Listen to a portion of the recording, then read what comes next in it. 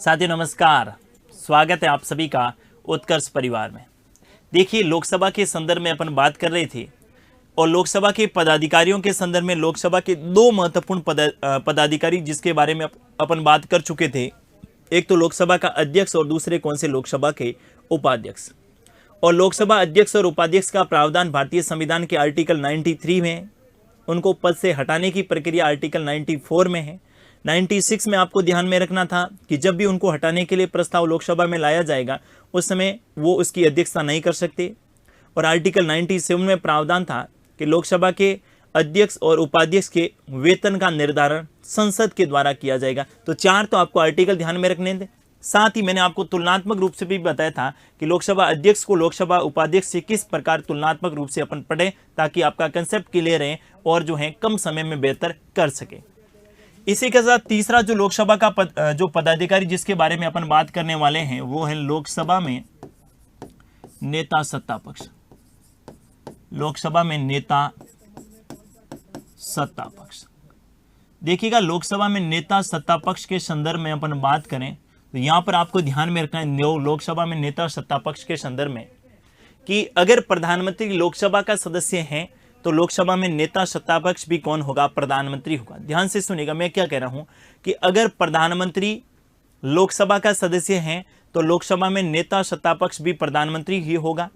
लेकिन अगर प्रधानमंत्री के अलावा, क्योंकि प्रधानमंत्री लोकसभा का सदस्य भी हो सकता है और राज्यसभा का सदस्य भी हो सकता है, लेकिन अगर प्रधानमंत्री राज्यसभा का सदस्य है तो ऐसी स्थिति में सत्ताधारी पार्टी के किसी भी वरिष्ठ एवं अनुभवी सदस्यों को क्या बनाया जाएगा? लोकसभा में नेता सत्ता पक्ष। तो ध्यान से सुनिएगा, नेता सत्ता पक्ष में अगर प्रधानमंत्री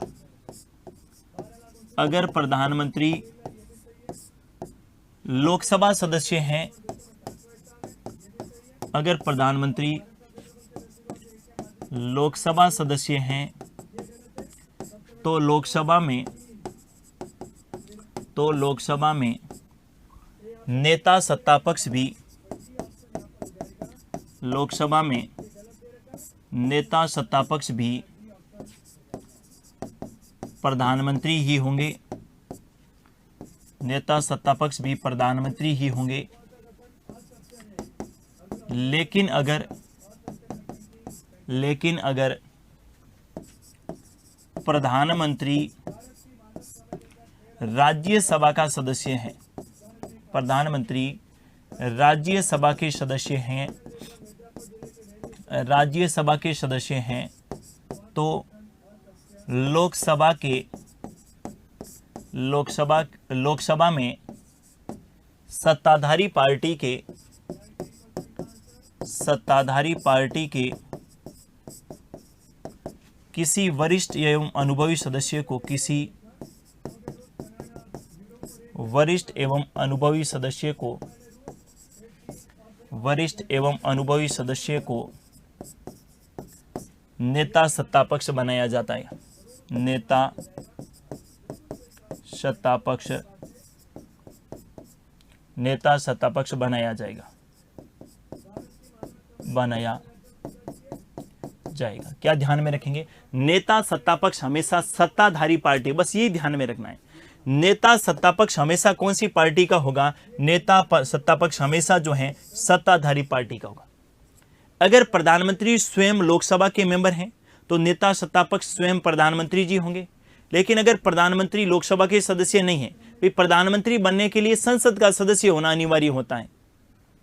जरूरी नहीं है कि प्रधानमंत्री लोकसभा के सदस्य हो, राज्यसभा का सदस्य भी प्रधानमंत्री बन सकता है। बस शर्त यह है कि बहुमत प्राप्त दल का क्या होना चाहिए? नेता होना चाहिए। तो प्रधानमंत्री बनने के लिए जरूरी नहीं है कि वो लोकसभा का मेंबर हो, राज्यसभा का मेंबर हो, ठीक है। प्रधानमंत्री बनने के लिए संसद के किसी भी एक सदन का सदस्य होना आवश्यक है, और नहीं भी है तो भी कोई जरूरी नहीं है। 6 माह के भीतर संसद के किसी एक सदन की सदस्यता लेनी होती है। अगर वर्तमान में मोदी जी मान लेते हैं संसद के किसी भी सदन के सदस्य नहीं है तो 6 माह तक प्रधानमंत्री बने रह सकते हैं। 6 माह के भीतर जो है उन्हें लोकसभा के किसी एक सदन की सदस्यता लेनी होती है। और ये सारी बातें मैंने प्रधानमंत्री जब अपन बात करेंगे और जब बात की है उसके संदर्भ में मैंने बिल्कुल स्पष्ट रूप से वहां पर क्लियर करी है। यहां पर क्या ध्यान में रखना है, अगर लोकसभा में सत्ता पक्ष की बात करें, नेता सत्ता पक्ष की, तो प्रधानमंत्री जिस सदन का सदस्य होगा उस सदन में नेता सत्तापक्ष प्रधानमंत्री होगा। अगर प्रधानमंत्री लोकसभा का मेंबर है तो नेता सत्तापक्ष लोकसभा में होगा। प्रधानमंत्री राज्यसभा का सदस्य है तो नेता सत्तापक्ष प्रधानमंत्री का होगा राज्यसभा में। जैसे वर्तमान में मोदी जी लोकसभा के मेंबर हैं तो वर्तमान में नेता सत्तापक्ष कौन हो गई? नरेंद्र जी मोदी हो गए। लेकिन इससे पूर्व प्रधानमंत्री थे मनमोहन सिंह जी। मनमोहन सिंह जी राज्यसभा के मेंबर थे तो नेता सत्तापक्ष वो कहां पर थे? राज्यसभा में। और ऐसी स्थिति में लोकसभा के किसी वरिष्ठ सदस्य को सत्ताधारी पार्टी का होना चाहिए था, यानी उस समय कांग्रेस का होना चाहिए, और उसके किसी सदस्य को क्या बनाया जाता था? नेता सत्तापक्ष। और किसको बनाया गया था? मैं नाम भी बता देता हूं, सुशील कुमार शिंदे। सुशील कुमार शिंदे जो लोकसभा के मेंबर थे, कांग्रेस पार्टी से संबंधित थे, उनको लोकसभा में क्या बनाया गया था? नेता सत्तापक्ष। और राज्यसभा में नेता सत्तापक्ष कौन हुआ करते थे? मनमोहन सिंह जी। वर्तमान की बात करें तो वर्तमान में आपको ध्यान में रखना है, मोदी जी स्वयं लोकसभा के मेंबर हैं तो नेता सत्तापक्ष कौन है? प्रधानमंत्री स्वयं है। और वर्तमान की बात करें तो वर्तमान में आपको ध्यान में रखना है नरेंद्र जी मोदी, नरेंद्र दामोदर दास मोदी जी जो हैं ये वर्तमान में क्या हैं? लोकसभा में नेता सत्तापक्ष। नेक्स्ट आपको ध्यान में रखना है लोकसभा में नेता प्रतिपक्ष। लोकसभा में नेता प्रतिपक्ष, लोकसभा में नेता प्रतिपक्ष, या मैं इसको क्या कह सकता हूं? विपक्ष का नेता। लोकसभा में नेता प्रतिपक्ष या अपन इसको क्या कहेंगे? विपक्ष का नेता। देखिएगा, लोकसभा में नेता प्रतिपक्ष बनने के लिए एक शर्त है। क्या शर्त है? कि लोकसभा की कुल सदस्यीय संख्या की 10% सीटें प्राप्त करना अनिवार्य है। ध्यान से सुनिएगा, लोकसभा की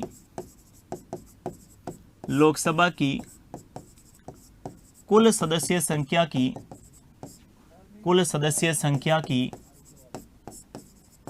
10% सीटें, लोकसभा की कुल सदस्यीय संख्या की 10% सीटें प्राप्त करना, 10% सीटें प्राप्त करना अनिवार्य है। लोकसभा की कुल सदस्यीय संख्या की 10% सीटें प्राप्त करना अनिवार्य है अगर विपक्ष का नेता बनाना है तो।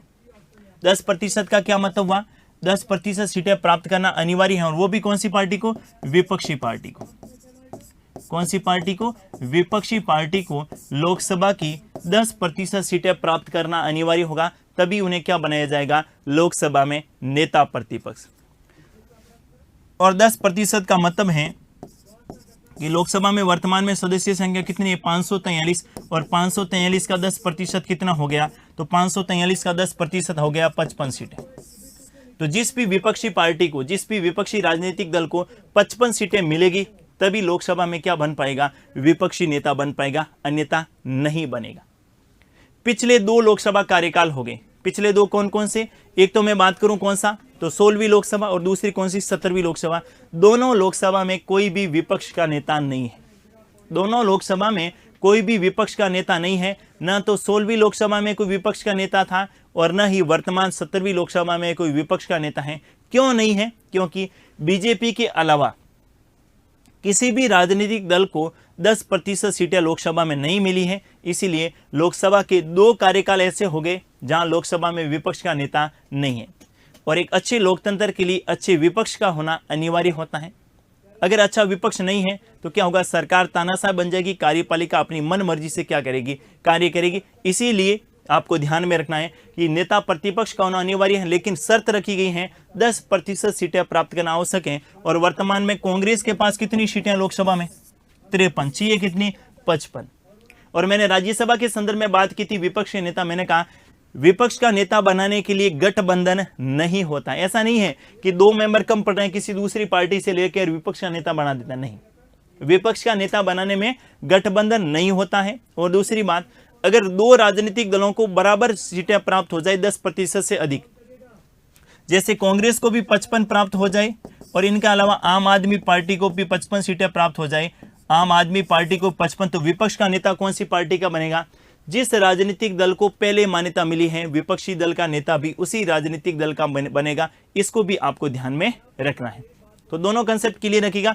विपक्ष का नेता बनने के लिए लोकसभा की 10% सीटें कौन सी पार्टी को प्राप्त करना अनिवार्य होती हैं? विपक्षी पार्टी को प्राप्त करनी अनिवार्य होती हैं। और 10% पूछे या सीटों की संख्या भी देकर प्रश्न पूछा जा सकता है कि लोकसभा में विपक्ष का नेता बनने के लिए न्यूनतम कितनी सीटें प्राप्त करना अनिवार्य होता है।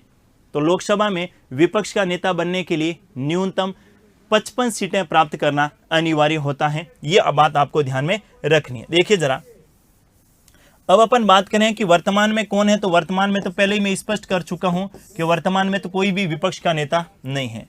लेकिन विपक्ष के प्रथम नेता कौन बने थे? प्रथम लोकसभा में प्रथम विपक्षीय नेता, लोकसभा में प्रथम विपक्ष के नेता, लोकसभा में प्रथम विपक्ष के नेता कौन बने? तो ध्यान से सुनिएगा, राम सुबंग सिंह। कौन बने थे? राम सुबंग सिंह। कब? 1969 में। अब कहेंगे 1969 में क्यों? क्योंकि विपक्ष के नेता को मान्यता ही कब मिली थी? 1969 में विपक्ष के नेता को मान्यता, विपक्ष के नेता को मान्यता कब मिली थी? 1969 में। इसके बाद आपको ध्यान में रखना है कि कैबिनेट मंत्री का दर्जा कब प्राप्त हुआ था? कैबिनेट मंत्री का दर्जा, विपक्षी दल के नेता को कैबिनेट मंत्री के समान दर्जा प्राप्त हुआ था 1977 में। और यहां पर कौन बने थे? तो वाई.वी. चौहान। कौन बने थे? वाई.वी. चौहान क्या बने थे? विपक्ष का नेता बने थे। इस बात को भी आपको ध्यान में रखना है। विपक्ष के नेता के संदर्भ में 3 बातें जरूरी हैं। सबसे पहली बात, विपक्ष का नेता बनने के लिए 10% सीटें अनिवार्य होती हैं। भले ही किसी भी सदन की बात हो जाए, लोकसभा की हो जाए, राज्यसभा की हो जाए, विधानसभा की हो जाए, विधान परिषद की हो जाए, विपक्ष का नेता बनने के लिए भाई 10% सीटें कुल सदस्यीय संख्या की चाहिए। लोकसभा में 543 है, 10% का मतलब 55 सीट चाहिए। राज्यसभा में 245 है, 10% का मतलब 25 सीट चाहिए। और राज्यों की विधानसभा में जितनी सीटें रहेगी उसकी 10% सीटें अनिवार्य होती हैं। इसके बाद विपक्षी दल के नेता को मान्यता कब मिली? 1969 में। विपक्षी दल के नेता को जो है, विपक्षी नेता को जो है, ये कैबिनेट मंत्री के समान दर्जा है। कैबिनेट मंत्री के समान का क्या मतलब हुआ? जो सुख सुविधाएं कैबिनेट मंत्री को मिलेगी वे की वे इस विपक्षी दल के नेता को, विपक्षी नेता को भी मिलेगी। और मान्यता कब दी गई? 1977 में। तो प्रथम तो कौन बने थे? राम सुबंग सिंह। और मान्यता कैबिनेट मंत्री के समान दर्जा देने के बाद कौन बने थे? वाई.वी. चौहान। अब वर्तमान की बात करें तो वर्तमान में कोई भी नहीं है। वर्तमान में कोई भी नहीं है, अर्थात पद क्या है? रिक्त है। क्यों है? कारण मैंने बता दिया, क्योंकि किसी भी राजनीतिक दल को 55 सीट नहीं मिली है। कांग्रेस को कितनी मिली है? 53, जबकि कितनी चाहिए होती हैं? 55 सीटें अनिवार्य होती हैं। तो ये आपके हो गए लोकसभा में नेता सत्ता पक्ष और लोकसभा में विपक्ष का नेता। इनके अलावा अगला जो पदाधिकारी आप ध्यान में रख सकते हैं वो है चीफ व्हिप। आपने नाम सुना होगा कई बार, चीफ व्हिप। देखिए, चीफ व्हिप की बात करें तो प्रत्येक राजनीतिक दल का, प्रत्येक राजनीतिक दल का एक चीफ व्हिप होता है। प्रत्येक राजनीतिक दल का एक चीफ व्हिप होता है। प्रत्येक राजनीतिक दल का एक चीफ व्हिप होता है। इनका कार्य, इनके 2 कार्य आपको महत्वपूर्ण है, ध्यान से सुनना। पहला कार्य, अपने पार्टी के सदस्यों में, अपने पार्टी के सदस्यों में अनुशासन बनाए रखना। अपने पार्टी के सदस्यों में अनुशासन बनाए रखना। और दूसरा कार्य, सदन की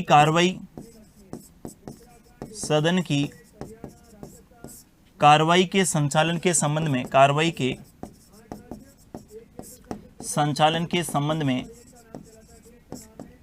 सदन की कार्रवाई के संचालन के संबंध में लोकसभा अध्यक्ष की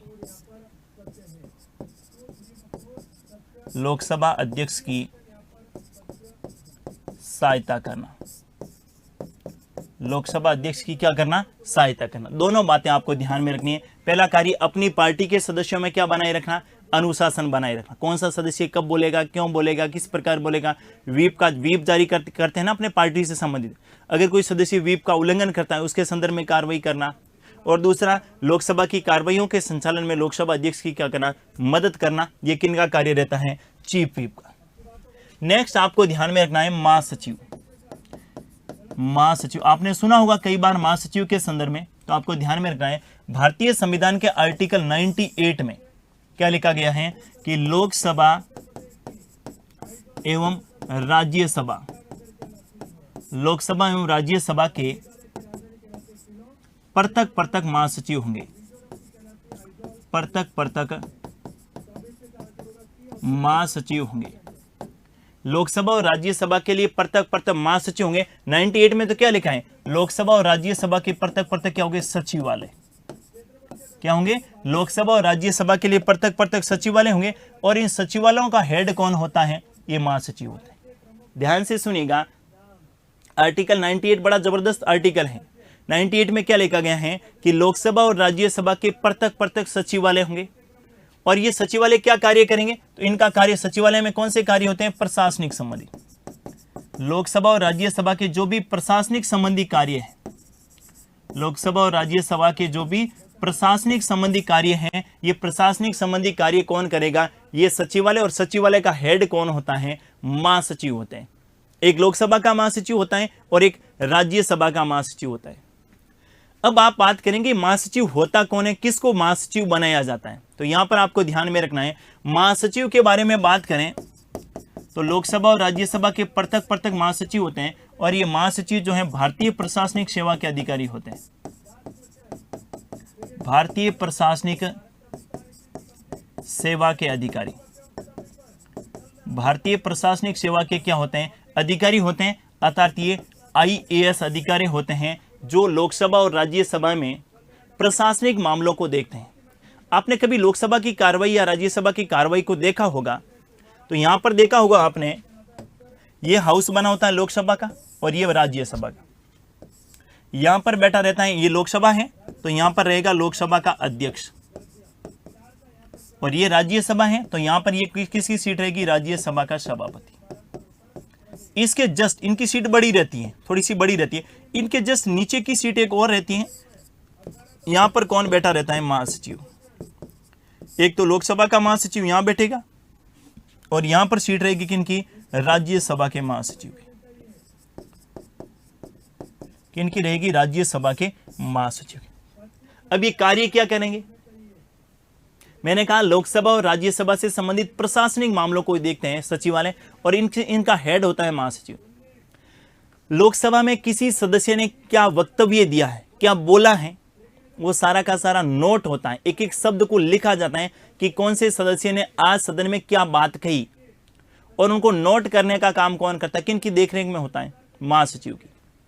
अगर किसी संसद के सदस्य ने गलत भाषा का प्रयोग किया, आपने सुना होगा कई बार जो है लोकसभा का अध्यक्ष और राज्यसभा का सभापति कहते हैं कि आपकी इस बात को इस लोकसभा की कार्रवाई में शामिल नहीं माना जाएगा, आपकी इस कार्रवाई को शामिल नहीं माना जाएगा, आपने जो बोला है इनको कार्रवाई से हटा दिया जाएगा।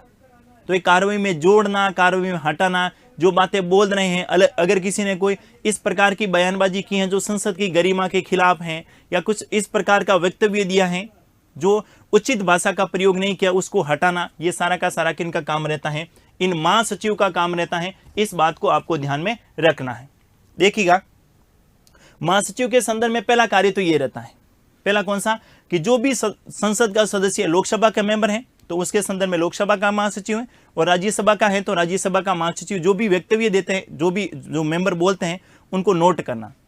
दूसरा, लोकसभा के अध्यक्ष और लोकसभा इस राज्यसभा के सभापति के कार्यों में क्या करना, इनकी मदद करना। भी जब कार्रवाई चल रही होती है तो अकेले लोकसभा अध्यक्ष कार्य थोड़ी करता है, लोकसभा अध्यक्ष के पीछे पूरी प्रशासनिक टीम होती है, और उस प्रशासनिक टीम का हेड कौन होता है, ये महासचिव होता है। तो जब भी लोकसभा और राज्यसभा की कार्रवाई चल रही होती है उस समय लोकसभा अध्यक्ष की क्या करना, मदद करना, और राज्यसभा में राज्यसभा के सभापति की क्या करना, मदद करना। तीसरा कार्य, आपने देखा होगा कि जब भी शपथ ली जाती है तो शपथ दिलाने वाला यहां खड़ा रहता है। शपथ कौन दिलाता है, लोकसभा में प्रोटेम स्पीकर दिलाता है, और राज्यसभा में राज्यसभा का सभापति। दिलाने का काम तो राष्ट्रपति का, लेकिन ये राष्ट्रपति के प्रतिनिधि होते हैं। एक व्यक्ति इस तरफ दूर खड़ा रहता है और नाम बोलता है कि वो सदस्य आए और शपथ लें। ये जो नाम बोलने वाला व्यक्ति होता है ना, वो महासचिव होता है। इसलिए तो मैं कहता हूं कार्रवाई को देखें। बहुत सारी ऐसी बातें हैं जो देखने से आपका कंसेप्ट, आपने कभी सोचा नहीं कि ये जो बोलने वाला व्यक्ति है ये ना तो संसद का सदस्य है, न ही लोकसभा का अध्यक्ष है, न ही लोकसभा का उपाध्यक्ष है, न ही राज्यसभा की बात करें तो सभापति है, न ही उपसभापति। ये है कौन जो नाम पुकार रहा है कि आइए और शपथ लीजिए? क्योंकि शपथ दिलाने वाला दूसरा व्यक्ति होता है और जो नाम पुकारता है ना वो कौन होता है? महासचिव होता है। अगली बात, राष्ट्रपति और उपराष्ट्रपति के चुनाव तो कौन करवाता है? राष्ट्रपति और उपराष्ट्रपति के चुनाव तो करवाता है केंद्रीय निर्वाचन आयोग। कौन करवाता है? केंद्रीय निर्वाचन आयोग के द्वारा करवाया जाता है। लेकिन आपको ध्यान में रखना है, जो इसमें मुख्य निर्वाचन अधिकारी होता है राष्ट्रपति और उपराष्ट्रपति के चुनाव में, वो लोकसभा और राज्यसभा के महासचिव जो हैं ये बारी बारी से इसमें क्या होते हैं? निर्वाचन अधिकारी होते हैं। इसको भी आपको ध्यान में रखना है। देखिए जरा कार्यों के संदर्भ में बात करें तो देखिएगा, लोकसभा एवं राज्यसभा महासचिव के कार्य, लोकसभा एवं राज्यसभा महासचिव के कार्य, लोकसभा एवं राज्यसभा के महासचिव के कार्य, क्या कार्य रहते हैं? देखिए जरा, सबसे पहले कार्यों के संदर्भ में अपन बात करें तो महासचिव के कार्यों में सबसे पहले क्या कार्य ध्यान में रखेगा? कार्रवाइयों को, संसद की कार्रवाइयों को, संसद की कार्रवाई संचालन में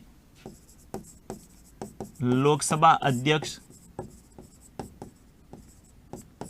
अध्यक्ष एवं राज्यसभा सभापति की सहायता करना, राज्यसभा सभापति की सहायता करना। दूसरी बात ध्यान से सुनिएगा, लोकसभा एवं राज्यसभा के समस्त प्रशासनिक मामलों को देखना, समस्त प्रशासनिक मामलों को देखना, लोकसभा एवं राज्यसभा के समस्त प्रशासनिक मामलों को देखना। तीसरा कार्य ध्यान में रखिएगा, तीसरा ध्यान में रखेंगे, लोकसभा एवं राज्यसभा सदस्यों के, लोकसभा एवं राज्यसभा सदस्यों के द्वारा, लोकसभा एवं राज्यसभा सदस्यों के द्वारा दिए गए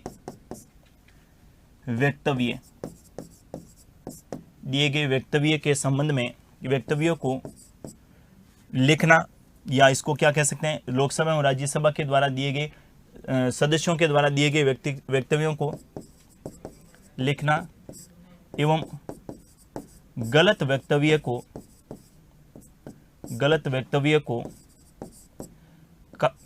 कार्रवाई से हटाना, गलत वक्तव्यों को कार्रवाई से हटाना। आप देखेंगे ना कि जब भी लोकसभा की कार्रवाई, मतलब 10 साल 20 साल पहले कौन से सदस्य ने किस दिन कितने समय पर क्या बोला, ये सारा का सारा नोट किया जाता है और सारा का सारा वहां की लाइब्रेरी में बिल्कुल रिकॉर्ड है कि आज से 25 वर्ष पहले, आज से 30 वर्ष पहले कौन से सदस्य ने लोकसभा की कार्रवाई में प्रश्नकाल में क्या प्रश्न पूछा, शून्यकाल में क्या पूछा, कानून निर्माण के सदस्य में कौन से सदस्य ने क्या प्रस्ताव रखा, बजट के संदर्भ में कौन से सदस्य ने क्या बोला, ये सारी बातें वहां पर नोट करता है। उस नोट करने वाली टीम का हेड कौन होता है? ये कौन होता है? लोकसभा और राज्यसभा का महासचिव होता है। अगला आपको ध्यान में रखना है, अगला कार्य क्या करता है ये? तो देखिए जरा, लोकसभा एवं राज्यसभा सदस्यों के, लोकसभा एवं राज्यसभा सदस्यों के शपथ के समय नाम पुकारना, और सबसे महत्वपूर्ण कार्य जिसके बारे में अपन बात करेंगे वो है राष्ट्रपति एवं उपराष्ट्रपति के चुनाव में, राष्ट्रपति एवं उपराष्ट्रपति के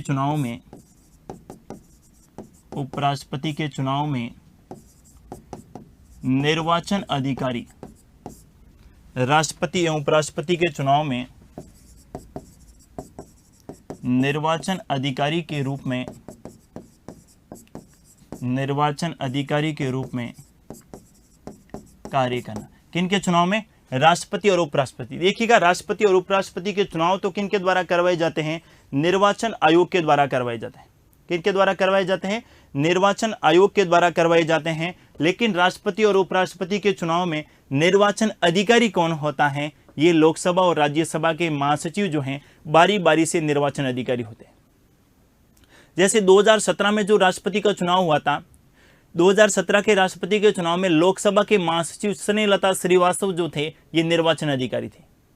और आगामी जब 2022 में होगा तो वहां पर कौन होंगे? राज्यसभा का, तो एक बार लोकसभा का महासचिव रहेगा और दूसरी बार राज्यसभा का, तो फिर एक बार अगली बार फिर लोकसभा का और फिर राज्यसभा का। यानी अगर राष्ट्रपति के चुनाव में निर्वाचन अधिकारी लोकसभा का महासचिव है तो उपराष्ट्रपति के चुनाव में निर्वाचन अधिकारी राज्यसभा का महासचिव होगा।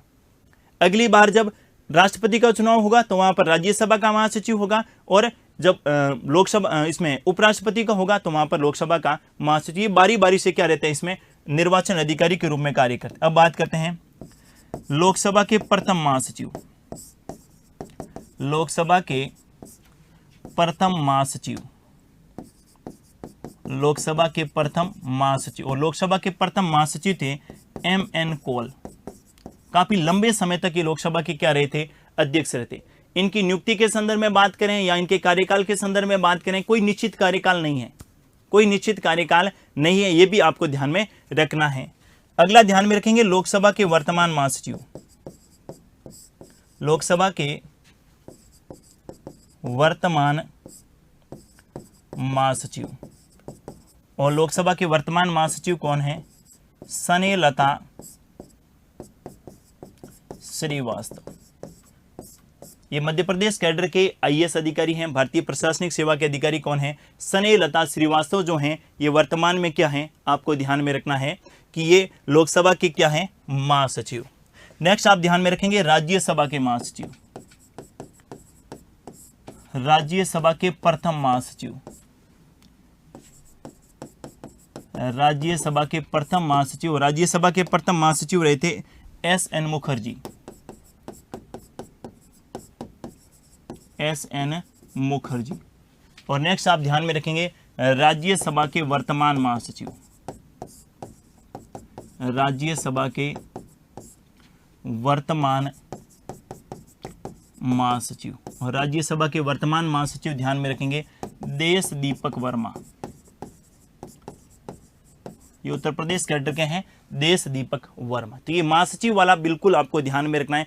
लोकसभा और राज्यसभा के सचिवालय का उल्लेख भारतीय संविधान के कौन से आर्टिकल में है? लोकसभा और राज्यसभा के सचिवालय का उल्लेख भारतीय संविधान के आर्टिकल 98 में किया गया है। दोनों के लिए पृथक पृथक सचिवालय होगा, और इस सचिवालय का हेड कौन होता है? महासचिव होता है। महासचिव भारतीय प्रशासनिक सेवा का अधिकारी होता है। ठीक है, इनके संदर्भ में अपन बात करें, इनके कार्य महत्वपूर्ण है। इनका कार्य संसद की कार्रवाई के संचालन में लोकसभा अध्यक्ष एवं राज्यसभा के सभापति की क्या करना? सहायता करना। दूसरा, लोकसभा अध्यक्ष और राज्यसभा के सभापति को के समस्त के मामलों में जो है प्रशासनिक मामलों को देखना। तीसरा, लोकसभा एवं राज्यसभा के सदस्यों के द्वारा दिए गए किसी भी प्रकार के वक्तव्य, किसके संदर्भ में? वक्तव्य के संदर्भ में उनको लिखना, और गलत वक्तव्यों को कार्रवाई से हटाना। गलत वक्तव्यों को कार्रवाई से हटाना, कार्रवाई से क्या करना? हटाना। और इनके बाद नेक्स्ट आप ध्यान में रखेंगे लोकसभा और राज्यसभा के सदस्यों के शपथ के समय नाम को पुकारना, और ये वाला बड़ा महत्वपूर्ण है। राष्ट्रपति और उपराष्ट्रपति के चुनाव में निर्वाचन अधिकारी के रूप में भूमिका कौन निभाते हैं? ये लोकसभा और राज्यसभा के महासचिव निभाते हैं, जबकि निर्वाचन काम ये जो है चुनाव करवाने का कार्य किनका होता है? निर्वाचन आयोग का होता है। लोकसभा के प्रथम महासचिव कौन थे? तो M.N. कौल थे। वर्तमान में कौन है? स्नेहलता श्रीवास्तव। राज्यसभा के प्रथम महासचिव कौन थे? S.N. मुखर्जी थे। और राज्यसभा के वर्तमान में कौन है? देशदीपक वर्मा है। ये आपको ध्यान में रखना है। ये हो गए लोकसभा के पदाधिकारी, जिसमें लोकसभा के अध्यक्ष के बारे में बात की, लोकसभा के उपाध्यक्ष के बारे में बात की, लोकसभा में नेता सत्ता पक्ष, लोकसभा में विपक्ष का नेता, लोकसभा में चीफ व्हिप, इसके अलावा लोकसभा और राज्यसभा के महासचिव। 98 आर्टिकल जरूर ध्यान में रखना है। अब बात करेंगे लोकसभा के विशेषाधिकार। लोकसभा के विशेषाधिकार, देखिएगा जिस प्रकार से राज्यसभा के विशेषाधिकारों के बारे में बात की थी, उसी प्रकार से लोकसभा के विशेषाधिकारों के बारे में बातें करने वाले। राज्यसभा में कौन से? कि राज्यसभा ऐसा सदन है जिसका सभापति राज्यसभा का सदस्य नहीं होता है, क्योंकि राज्यसभा का सभापति कौन होता है? उपराष्ट्रपति। दूसरी बात मैंने कही थी राज्यसभा के संदर्भ में, मैंने कहा राज्यसभा ऐसा सदन है जो कभी भंग नहीं होता है, अर्थात राज्यसभा ऐसा ही सदन है। उपराष्ट्रपति को हटाने के लिए पहले प्रस्ताव हमेशा राज्यसभा में लाया जाता है। राज्य सूची का ऐसा विषय जो राष्ट्रीय महत्व का है, उस विषय पर कानून बनाने की शक्ति अगर संसद को सौंपनी है तो पहले प्रस्ताव राज्यसभा में लाया जाएगा। और भारत में नई अखिल भारतीय सेवाओं का प्रस्ताव को, नई अखिल भारतीय सेवाओं का सृजन करना है तो पहले प्रस्ताव हमेशा कहाँ लाया जाएगा? राज्यसभा में लाया जाएगा। अब बात करते हैं किनकी? लोकसभा के विशेषाधिकार। सबसे पहले विशेषाधिकार की बात करें तो हमेशा ध्यान में रखिएगा, सरकार हमेशा उसी राजनीतिक दल की बनेगी, उसी राजनीतिक दल की बनेगी जिसका लोकसभा में बहुमत होगा। सरकार हमेशा उसी राजनीतिक दल की बनेगी जिसका लोकसभा में बहुमत होगा। सरकार हमेशा उसी राजनीतिक दल की बनेगी जिसका लोकसभा में क्या होगा? बहुमत होगा। राज्यसभा में बहुमत होने से कुछ भी नहीं होगा। सरकार तो उसी की बनेगी भाई जिसका लोकसभा में क्या होगा? बहुमत। और लोकसभा में बहुमत का क्या मतलब हुआ? लोकसभा में कुल सीटें कितनी है? 543 वर्तमान में, और बहुमत के लिए कितनी चाहिए? 272। तो जिस भी राजनीतिक दल को 272 सीटें मिलेगी उसी की क्या बनेगी? सरकार मिलेगी। जिस भी राजनीतिक दल की लोकसभा में बहुमत होगा उसी की क्या बनेगी? सरकार बनेगी। राज्यसभा की बात करें तो राज्यसभा में 245 सीटें, और मान लेते हैं 245 में से भले किसी दल को 200 मिल जाए, कोई फर्क नहीं पड़ेगा। सरकार तो हमेशा उसी की बनेगी जिसका लोकसभा में क्या होगा? बहुमत होगा। पहली बात तो आप ये ध्यान में रखेंगे। दूसरी बात आपको ध्यान में रखनी है, लोकसभा के संदर्भ में सरकार उसी की बनेगी जिसका लोकसभा में क्या होगा? बहुमत होगा। दूसरी बात आपको ध्यान में रखनी है कि विश्वास और अविश्वास प्रस्ताव, विश्वास एवं अविश्वास प्रस्ताव हमेशा लोकसभा में लाया जाएगा, लोकसभा में लाया जाता है। हालांकि अब इन प्रस्तावों के बारे में डिटेल से जानेंगे। विश्वास अविश्वास प्रस्ताव ही नहीं, इनके अलावा बहुत सारे ऐसे संसदीय प्रस्ताव हैं जो कार्यपालिका के पर नियंत्रण के लिए संसद के द्वारा लाए जाते हैं। जैसे मैं बात करूं निंदा प्रस्ताव, ध्यानाकर्षण प्रस्ताव, काम रोको प्रस्ताव, धन्यवाद प्रस्ताव, बहुत सारे प्रस्ताव हैं। लेकिन जो विश्वास और अविश्वास प्रस्ताव होंगे ये केवल लोकसभा में ही लाए जा सकते हैं, राज्यसभा में नहीं लाए जा सकते। क्यों लाए जा सकते हैं? कारण सुनिएगा। विश्वास प्रस्ताव हमेशा कौन सी पार्टी लाएगी? सत्ताधारी। विश्वास प्रस्ताव हमेशा कौन सी पार्टी लाएगी? सत्ताधारी। जिस पार्टी की क्या है? सरकार बनी है। क्यों लाएगी?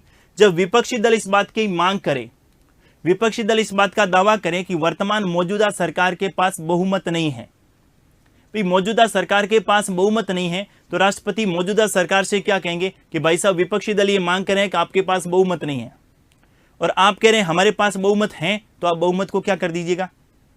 सिद्ध कर दीजिएगा। और जैसे ही बहुमत सिद्ध करेंगे तो हम मान लेंगे आपका बहुमत है और आपकी सरकार बनी रहेगी। विश्वास प्रस्ताव हमेशा सरकार को बचाए रखने के लिए लाया जाता है। विश्वास प्रस्ताव हमेशा कब लाए जाते हैं? सरकार को बचाने के लिए, सरकार को बचाने हेतु। कौन सी पार्टी लाएगी? सत्ताधारी पार्टी। कौन सी पार्टी लाएगी? सत्ताधारी पार्टी लाएगी। क्यों लाएगी? जब विपक्षी दल ये मांग करे कि वर्तमान मौजूदा सरकार के पास बहुमत नहीं है। जैसे एग्जाम्पल के तौर पर समझिएगा, वर्तमान में मोदी जी की सरकार है, मतलब बीजेपी की सरकार है। बीजेपी की सरकार का मतलब है कि 272 सीटें बीजेपी के पास हैं, तभी उनकी सरकार बनी हुई है। विपक्षी दल ये बात मांग करे कि वर्तमान मौजूदा सरकार के पास बहुमत नहीं है, अर्थात 272 सदस्य नहीं है, इनमें से कुछ सदस्य हमारे पक्ष में आ चुके हैं। अब राष्ट्रपति क्या कहेगा प्रधानमंत्री को कि आपका विश्वास है, आपका विश्वास लोकसभा में बना हुआ है, तो आप जो है विश्वास मत हासिल कर लीजिएगा, अर्थात 272 सदस्य आपके पक्ष में हैं, तो आप सरकार बनी रहेगी, नहीं तो सरकार क्या होगा? आपको त्याग पत्र देना होगा। मोदी जी लोकसभा में विश्वास मत लाएंगे और उस पर 272 सदस्य जैसे ही होंगे विश्वास मत हासिल हो जाएगा, सरकार बच जाएगी। लेकिन अगर विश्वास प्रस्ताव पारित नहीं हुआ, विश्वास प्रस्ताव लोकसभा में पारित नहीं हुआ, तो मौजूदा सरकार को क्या देना पड़ेगा? त्याग पत्र देना पड़ेगा। क्या देना पड़ेगा? त्याग पत्र देना पड़ेगा। ये तो सरकार को बचाने के लिए किन के द्वारा लाई जाती हैं? सत्ताधारी पार्टी के द्वारा। अगर अविश्वास प्रस्ताव की बात करें तो अविश्वास प्रस्ताव आपको ध्यान में रखना है, ये विपक्षी पार्टी के द्वारा लाया जाता है। कौन सी पार्टी के द्वारा? विपक्षी पार्टी के लिए। क्यों लाया जाता है? सरकार को गिराने के लिए, सरकार को गिराने हेतु, सरकार को गिराने हेतु। अर्थात वर्तमान में मौजूदा सरकार को गिराना है। गिराने का मतलब कोई पहाड़ पे नहीं चढ़ी गिरेगी, सरकार को भंग करना, सरकार को समाप्त करना है। अर्थात 272 सीटें अगर विपक्षी दल इनके पास आ जाए तो मौजूदा सरकार के पास बहुमत नहीं रहेगा, और जब बहुमत नहीं रहेगा तो क्या देना होगा? त्याग पत्र देना होगा। तो अगर विश्वास प्रस्ताव पारित नहीं हुआ तो त्याग पत्र देना पड़ेगा, और अविश्वास प्रस्ताव पारित हो गया तो त्याग पत्र देना पड़ेगा। दोनों ध्यान में रखने हैं। हालांकि दोनों के संदर्भ में अपन डिटेल से बात करेंगे, लेकिन यहाँ पर जब लोकसभा पढ़ रहे हैं तो लोकसभा की विशेषाधिकारों में ध्यान में रखना, ये सत्ताधारी पार्टी के द्वारा लाया जाएगा, ये विपक्षी पार्टी के द्वारा लाया जाएगा। वो सरकार को बचाने के लिए लाया जाएगा, ये सरकार को गिराने के लिए लाया जाएगा। दोनों महत्वपूर्ण है। दोनों कहाँ लाए जाएंगे? लोकसभा में लाए जाएंगे। नेक्स्ट, लोकसभा के विशेषाधिकार में तीसरी बात आपको ध्यान में रखनी है कि धन विधेयक, मनी बिल। धन विधेयक पहले हमेशा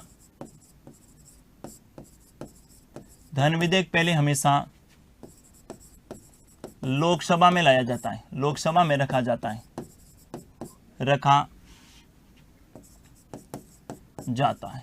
धन विधेयक पहले हमेशा कहाँ रखा जाता है? लोकसभा में। ये तो सबको पता है, धन विधेयक पहले लोकसभा में रखा जाएगा, लोकसभा में पारित होने के बाद राज्यसभा में जाएगा, राज्यसभा को 14 दिन का समय दिया जाएगा। अगर राज्यसभा ने 14 दिन में पारित नहीं किया तो उसे पारित मान लिया जाएगा। राज्यसभा स्वयं धन विधेयक में किसी प्रकार का संशोधन नहीं कर सकती है। संशोधन की सिफारिश लोकसभा को कर सकती हैं, लेकिन लोकसभा माने ऐसा जरूरी नहीं है। लेकिन मेरा प्रश्न यह है कि धन विधेयक हमेशा पहले लोकसभा में क्यों लाया जाता है? मनी बिल जो है पहले हमेशा लोकसभा में क्यों लाया जाता है? उसके पीछे कारण है, सुनिएगा। धन विधेयक लोकसभा में लाने के पीछे कारण क्या? धन विधेयक का मतलब क्या है? टैक्स से संबंधित बात हो रही है। धन विधेयक का मतलब संचित निधि से संबंधित बात हो रही है, संचित निधि से संबंधित बात हो रही है। धन विधेयक का मतलब देश की जो आकस्मिकता निधि है उसके संदर्भ में बात हो रही है। या फिर मैं बात करूं धन विधेयक में उधार से संबंधित बात हो रही है, यानी बात किससे संबंधित हो रही है? पैसे से संबंधित। लेकिन वो पैसा जिससे जनता सीधी तौर पर जुड़ी हुई है, कर किन पे लगेगा? जनता पे लगेगा। भले एक प्रत्यक्ष और अप्रत्यक्ष हो, लगेगा किस पे? जनता पे लगेगा। संचित निधि में पैसा किनका है? जनता का है। आज आकस्मिकता निधि में पैसा किनका है? जनता का है। उधार, भारत को उधार ले रहा तो उसका भार किन पर रहेगा? उधार के संदर्भ में भार किन पर रहेगा? ये भी भारत की जनता पर रहेगा। तो और जनता का सदन कौन सा है? भार जब जनता पर है तो जनता का सदन कौन सा है? लोकसभा है। भाई जनता का सदन कौन सा है? लोकसभा है। इसीलिए धन विधेयक पहले हमेशा कहां रखा जाएगा? लोकसभा में रखा जाएगा। कहां रखा जाएगा? लोकसभा में रखा जाएगा। और लोकसभा में पारित होने के बाद जो है ये राज्यसभा के पास भेजा जाएगा। लेकिन धन विधेयक के संदर्भ में राज्यसभा को कोई ज्यादा शक्तियां प्रदान नहीं की गई हैं। मात्र राज्यसभा धन विधेयक को 14 दिन तक रोक कर रख सकती हैं। ये आप ध्यान में रखेंगे। अगला देखिए जरा, धन विधेयक ही नहीं, बजट, और बजट के अलावा अपन बात करें अनुदान संबंधी मांगे, अनुदान संबंधी मांगे, बजट एवं अनुदान संबंधी मांगे भी पहले लोकसभा में रखी जाएगी, लोकसभा में रखी जाएगी। अगली बात आपको क्या ध्यान में रखनी है? आपातकाल को समाप्त करने हेतु, आपातकाल को समाप्त करना। आपातकाल में कौन सा आपात है? राष्ट्रीय आपात। राष्ट्रीय आपात को समाप्त करना है तो लोकसभा के 1/10 सदस्य एक प्रस्ताव लाएंगे। 1/10 सदस्यों द्वारा प्रस्ताव लाया जाएगा, प्रस्ताव लाया जाएगा। और इस प्रस्ताव पर 14 दिन में चर्चा करवाई जाएगी। 14 दिन में क्या करवाई जाएगी? चर्चा करवाई जाएगी। और उसके बाद में लोकसभा की स्वीकृति से, अकेले लोकसभा की स्वीकृति से राष्ट्रीय आपात को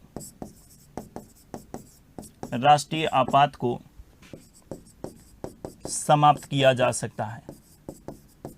राष्ट्रीय आपात को समाप्त किया जा सकता है। यह भी लोकसभा का क्या है? विशेषाधिकार है। यह भी लोकसभा का क्या है? विशेषाधिकार है कि किसके संदर्भ में? आपातकाल को अगर समाप्त करना है। कौन से आपातकाल को? राष्ट्रीय आपातकाल को अगर समाप्त करना है तो राष्ट्रीय आपात को समाप्त करने के लिए आपको ध्यान में रखना है, पहले प्रस्ताव लोकसभा में लाया जाएगा और लोकसभा के 1/10 सदस्य इस प्रस्ताव पर सहमति देंगे और उसके बाद में 14 दिन के भीतर अगर लोकसभा चल रही है तो लोकसभा का अध्यक्ष, और अगर लोकसभा नहीं चल रही है तो राष्ट्रपति इस पर लोकसभा में चर्चा करवाएंगे। और उसके बाद में आपको ध्यान में रखना है कि जैसे ही लोकसभा अकेले से स्वीकृति मिल जाएगी तो अकेले से स्वीकृति मिलते ही वो राष्ट्रीय आपात क्या हो जाएगा? समाप्त हो जाएगा। ये भी अच्छा प्रश्न हो सकता है जो कि इनके विशेषाधिकारों से संबंधित हैं, लोकसभा के विशेषाधिकारों से संबंधित हैं। ये भी आप ध्यान में रख सकते हैं।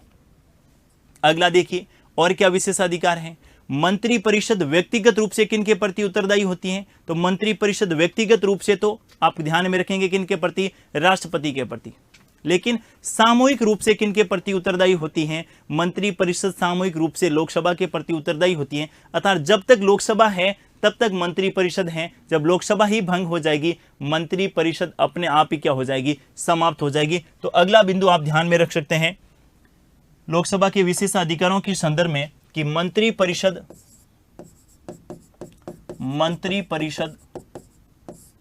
सामूहिक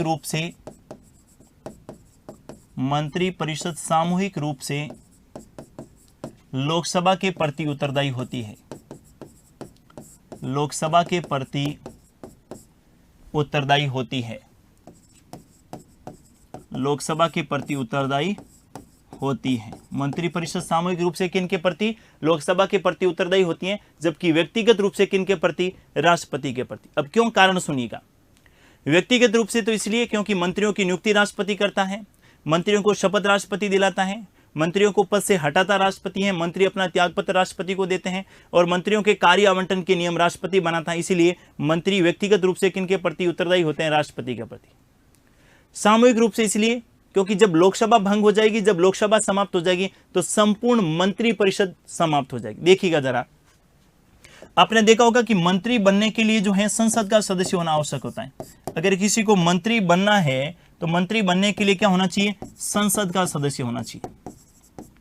संसद का क्या होना चाहिए? सदस्य होना चाहिए। और संसद का सदस्य होने का मतलब है कि लोकसभा का सदस्य भी मंत्री बन सकता है और राज्यसभा का सदस्य भी मंत्री बन सकता है।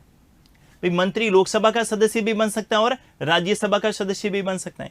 अब ऐसा कोई व्यक्ति जो मंत्री है और मंत्री राज्यसभा का सदस्य है, और राज्यसभा के सदस्यों का कार्यकाल तो कितना होता है? 6 वर्ष होता है। लोकसभा के सदस्यों का कार्यकाल 5 वर्ष होता है।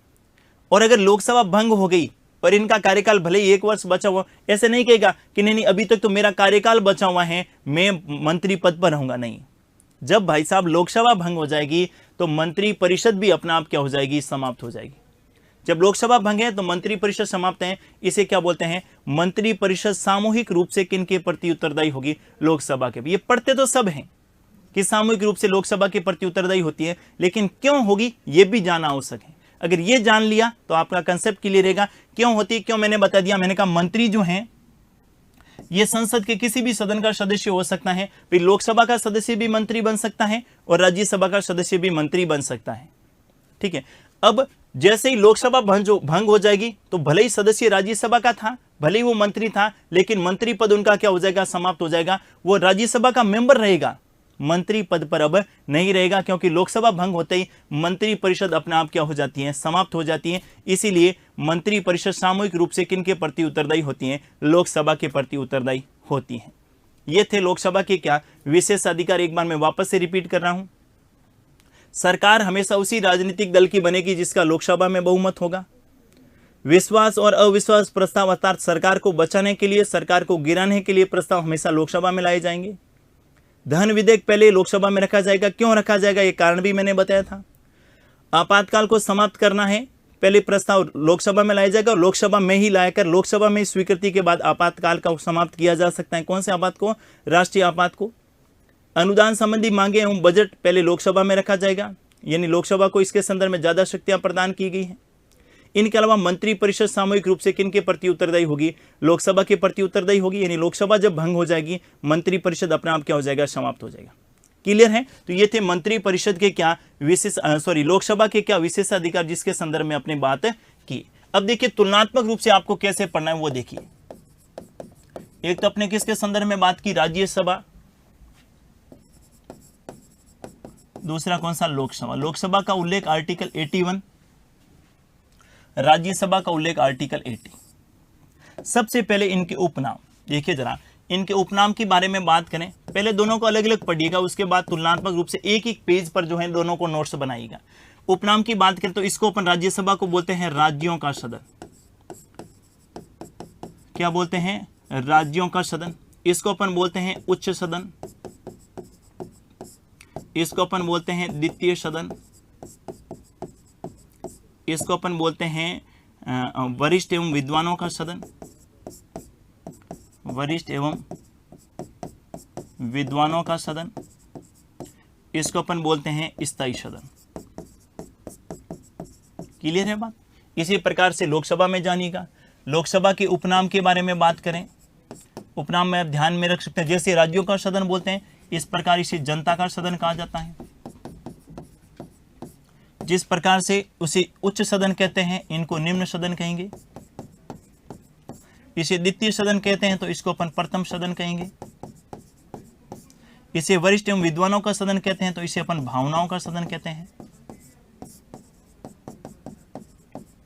इसे जो है स्थायी सदन कहते हैं तो इसे अपन क्या कहते हैं? अस्थायी सदन कहते हैं। क्लियर है बात? ये उपनाम आर्टिकल ध्यान में रखना, आर्टिकल 80 राज्यसभा, आर्टिकल 81 क्या है? लोकसभा। पहला तुलनात्मक अंतर तो ये ध्यान में रखेंगे। इसके बाद दूसरा देखिए, यहां पर अपन किसके बारे में बात कर रहे हैं? राज्यसभा।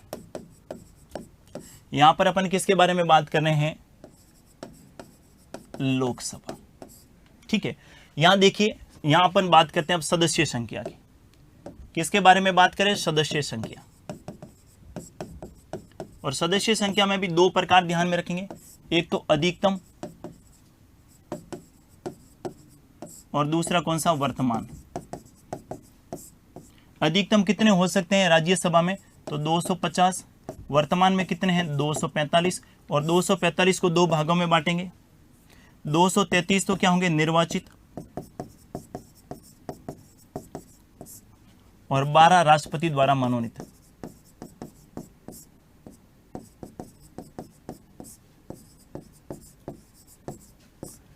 इसी प्रकार से लोकसभा की बात करें तो लोकसभा में आप ध्यान में रख सकते हैं कि सदस्य संख्या में किसके बारे में बात करें अपन? सदस्य संख्या।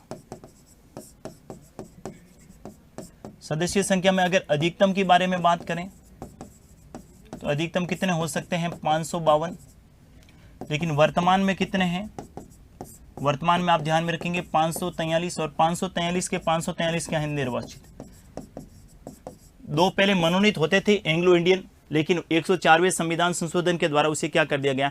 निष्प्रभावी कर दिया गया। क्लियर है बात? ये हो गई संरचना के संदर्भ में। अब इनमें क्या ध्यान में रखेंगे? ये जो सदस्य संख्या है, इन सदस्य संख्या का संविधान में उल्लेख, संविधान में उल्लेख, और संविधान में कहां पर उल्लेख किया गया है? चौथी अनुसूची में, 4th शेड्यूल में इनका क्या किया गया है? उल्लेख किया गया है। कौन से राज्य से कितने सदस्य आएंगे? राज्यों से कितने सदस्य आएंगे? इनका संविधान में उल्लेख। इनके सदस्य संख्या से राज्यों से कितने आएंगे और साथ ही केंद्र शासित प्रदेश से कितने आएंगे? इनका संविधान में उल्लेख नहीं है। संविधान में उल्लेख नहीं है। इनका प्रावधान कहां किया गया है? जनप्रतिनिधित्व अधिनियम, जनप्रतिनिधित्व अधिनियम 1951 में प्रावधान। क्लियर है बात? अब बात करते हैं योग्यता के संदर्भ में। कह रहा हूं बिल्कुल इजी वे में समझिएगा। योग्यता, योग्यता किसके संदर्भ में बात कर रहे हैं? राज्यसभा। यहां पर योग्यता किसके संदर्भ में बात करें? लोकसभा। दोनों की योग्यता में बस एक फर्क है। कौन सा? दोनों को मैं एक बीच में लिख रहा हूं, दोनों के संदर्भ में आपको ध्यान में रखनी है। पहला, भारत का नागरिक। दूसरा उम्र, उम्र राज्यसभा की पूछे तो न्यूनतम उम्र 30 वर्ष, अगर लोकसभा की पूछे तो न्यूनतम उम्र 25 वर्ष। तीसरा, तीसरी अनुसूची में शपथ, तीसरी अनुसूची में उम्मीदवार की शपथ, और चौथा अन्य योग्यताओं का निर्धारण, अन्य योग्यताओं का निर्धारण किनके द्वारा किया जाएगा? संसद। दोनों के संदर्भ, किनके द्वारा? संसद के द्वारा। और संसद ने इन दोनों के लिए क्या बनाया है? जन प्रतिनिधित्व अधिनियम, जन प्रतिनिधित्व अधिनियम 1951, और इसके तहत जो है अन्य योग्यताओं का क्या किया गया है? निर्धारण किया गया है। क्लियर है बात? अपन क्या किए जा रहे हैं? रट्टा मारे जा रहे हैं। बिल्कुल जो है पहले लोकसभा पढ़ते हैं, फिर 2 दिन बाद राज्यसभा पढ़ते हैं, जब राज्यसभा पढ़ते हैं लोकसभा भूल जाते हैं, फिर आपस में कंफ्यूज हो जाते हैं, कौन सा डाटा राज्यसभा का है, कौन सा लोकसभा का है। एग्जाम में सब पूछते हैं तो वहां पर सब गोल गोल होकर पूरा का पूरा सत्यानाश हो जाता है। मैं कह रहा हूं अलग अलग पढ़िएगा, लेकिन खुद को ये प्रैक्टिस करनी होगी, खुद को इस प्रकार के नोट्स बनाने होंगे और हर सब्जेक्ट में बनाइएगा। संविधान में तो आपको बता रहा हूं मैं, साथ ही टॉपिक कंप्लीट करवाने के साथ ही कैसे आपको नोट्स बनाने हैं, कैसे आपको तुलनात्मक रूप से पढ़ना है, वो साथ ही बता रहा हूं। लेकिन लोग इनके अलावा जो भी सब्जेक्ट आप पढ़ें उसमें भी इस प्रकार की रणनीति को अपनाएं, आपके लिए बहुत कारगर होगी। और एग्जाम के समय अपन पूरा डिटेल में नहीं पढ़ पाएंगे। एग्जाम के समय आपके ये जो शॉर्ट नोट्स होंगे बस इसी को पढ़ना है, इससे सारे कंसेप्ट क्या हो जाएंगे? क्लियर हो जाएंगे।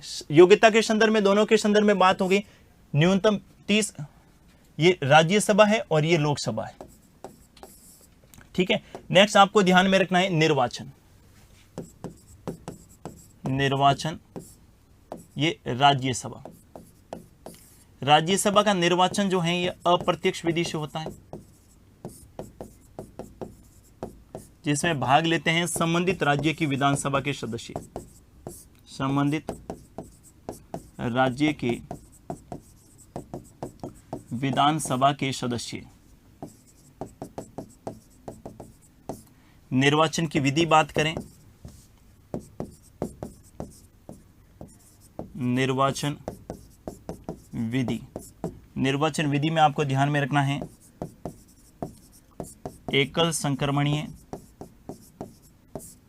खुली मतदान प्रणाली, है ना, पूरा नहीं लिख रहा हूं, एकल संक्रमणीय खुली मतदान प्रणाली, वही एकल संक्रमणीय आनुपातिक प्रतिनिधित्व खुली मतदान प्रणाली। अब इनके बारे में बात करें, किनके? लोकसभा के। तो लोकसभा के निर्वाचन के बारे में बात करें, ये होता है प्रत्यक्ष विधि से। और प्रत्यक्ष विधि में कौन सी? सार्वभौमिक वयस्क मताधिकार के आधार पर, सार्वभौमिक वयस्क मताधिकार के आधार पर, यानी अगरता ही विजेता, सर्वाधिक वोट लाने वाला ही विजय होगा। और वयस्क मताधिकार की आयु 18 वर्ष, पहले कितनी थी? 21 थी, 21 से घटाकर 18 कर कब किया गया? ये भी यहां पर आप नोट कर सकते हैं। कौन सा? 61वां संविधान संशोधन 1989, 21 वर्ष से घटाकर कितनी कर दी गई? 18 वर्ष। वर्तमान में जो है 18 वर्ष के संदर्भ में ध्यान में रखना है। इनके बाद नेक्स्ट आप ध्यान में रख सकते हैं कार्यकाल के संदर्भ में। किसके संदर्भ में? कार्यकाल, राज्यसभा कार्यकाल। देखिएगा, राज्यसभा के कार्यकाल के बारे में बात करें तो आपको पता है कि राज्यसभा एक स्थायी सदन है, लेकिन राज्यसभा के सदस्यों का कार्यकाल, राज्यसभा के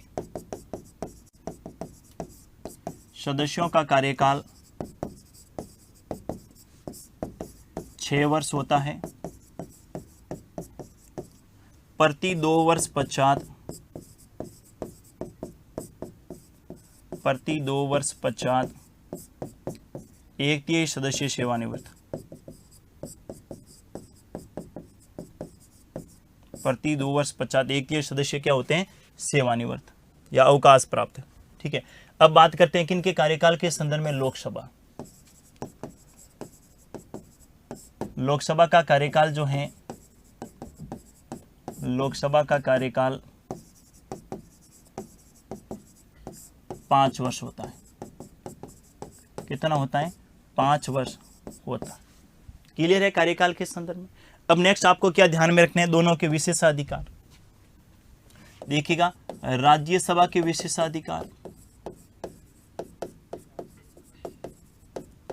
और राज्यसभा के विशेषाधिकारों में आपको शॉर्ट में कैसे ध्यान में रखना है? सबसे पहले राज्यसभा एक स्थायी सदन है। दूसरा, राज्यसभा का सभापति। अब राज्यसभा पढ़े तो पूरा नहीं लिखना है, राज्यसभा का सभापति। राज्यसभा का सभापति राज्यसभा सदस्य नहीं। तीसरा विशेषाधिकार आप ध्यान में रख सकते हैं, आर्टिकल 67, उपराष्ट्रपति को हटाने का प्रस्ताव। हटाने का प्रस्ताव पहले कहां लाया जाएगा? राज्यसभा में। आर्टिकल 249 राज्य सूची, और राज्य सूची के बाद में यहां क्या लिखेंगे? राष्ट्रीय महत्व। राज्य सूची का ऐसा विषय जो राष्ट्रीय महत्व से है, उसके संदर्भ में कानून बनाने की शक्ति संसद को सौंपनी है। पहले प्रस्ताव राज्यसभा में लाया जाएगा। और नेक्स्ट आप ध्यान में रखेंगे आर्टिकल 312 अखिल भारतीय सेवाओं का सृजन। अखिल भारतीय सेवा का सृजन। अखिल भारतीय सेवा का क्या करना है? सृजन करना है। इसी प्रकार से अपने लोकसभा के विशेषाधिकार पढ़ सकते हैं। किसके? लोकसभा के विशेषाधिकार।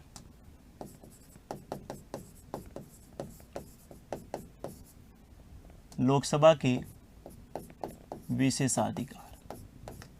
और लोकसभा के विशेषाधिकार में क्या ध्यान में रखेंगे? पहला, सरकार उसी की बनेगी जिसका लोकसभा में क्या है? बहुमत। शॉर्ट नोट्स बनाना है ना ऐसे ही। दूसरा देखिए, विश्वास और अविश्वास प्रस्ताव।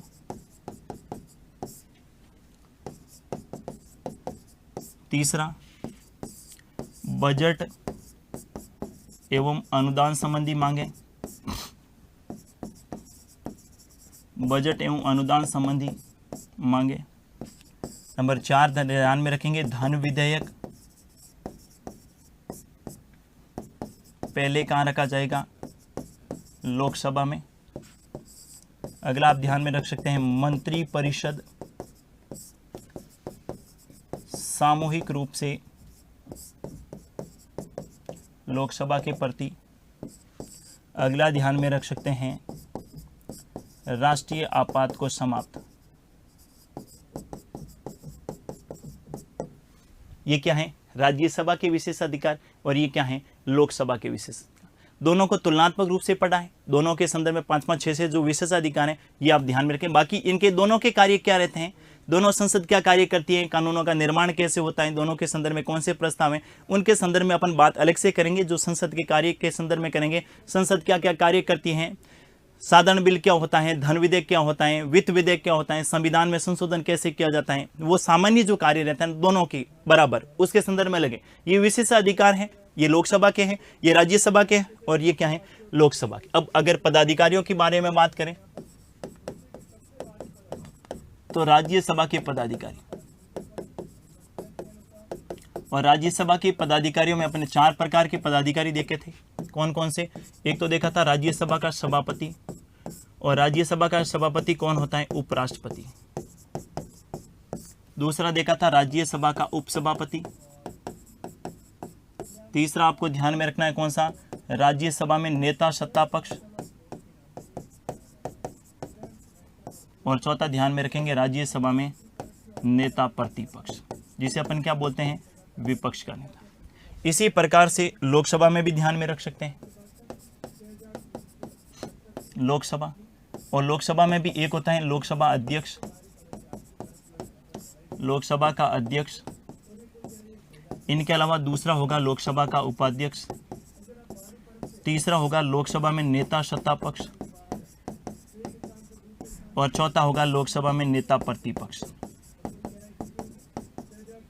फिर इन दोनों में संयुक्त आप देख सकते हैं, दोनों में संयुक्त कौन सा होगा?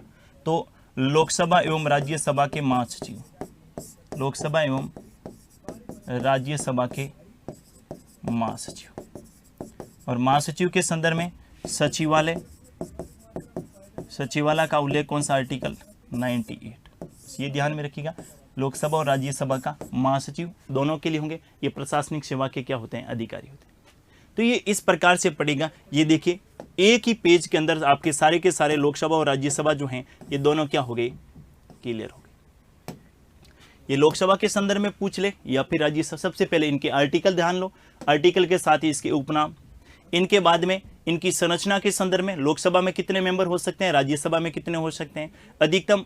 हाँ, अगर आप ज्यादा डिटेल में जानना चाहो तो राज्यों के संदर्भ में भी लिख लो साथ में कि कौन से राज्य से राज्यसभा में कितने आ रहे हैं और कौन से राज्य से लोकसभा में कितने आ रहे हैं। उसके बाद में योग्यता के संदर्भ बस एक परिवर्तन है, वहां 30 वर्ष है राज्यसभा में, लोकसभा में क्या है 25 वर्ष है।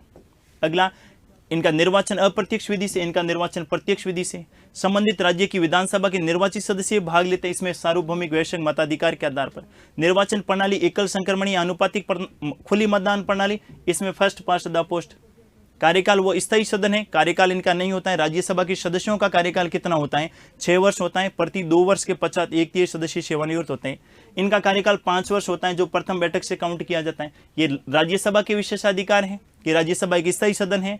राज्यसभा का सभापति राज्यसभा का सदस्य नहीं होता है।